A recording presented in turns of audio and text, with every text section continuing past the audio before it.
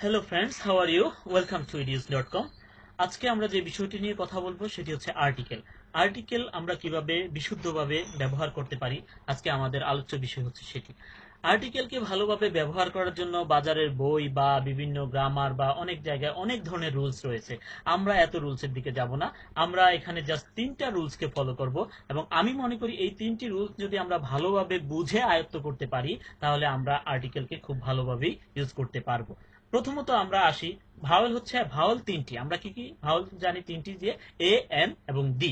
প্রথমে আমরা আসি এ এবং এন এর ব্যবহার সম্পর্কে। কোথায় আমরা এ ব্যবহার করব এবং কোথায় এন ব্যবহার করব।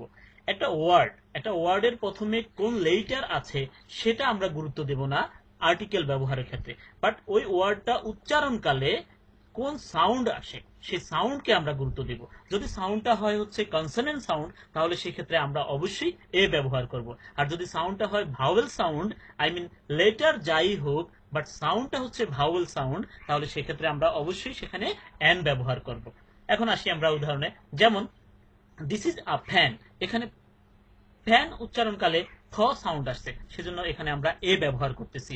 আর যদি আমরা এন এর ব্যবহার যে মিস্টার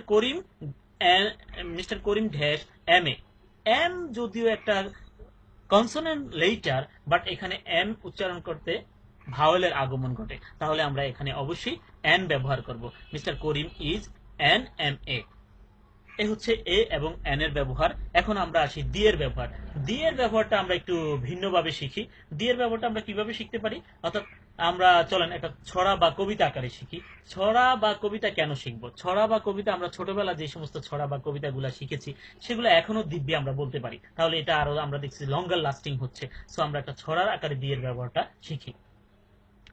নদী সাগর দ্বীপপুঞ্জ, জাহাজাদি গিরিপুঞ্জ, জাতি ধর্ম ধর্মগ্রন্থ, কোর্ট সিনেট সংবাদপত্র, দিন তারিখ ও মাসের নাম, আরো আছে যত খ্যাতদাম, পৃথিবীতে একটি আছে যত, তৎপূর্বে দিবসে শাস্ত্রবিধি মতো। পরবর্তীতে আমরা আরো অন্য একটা বিষয় নিয়ে আলোচনা করব। সে পর্যন্ত সবাই ভালো থাকুন। আল্লাহ হাফেজ।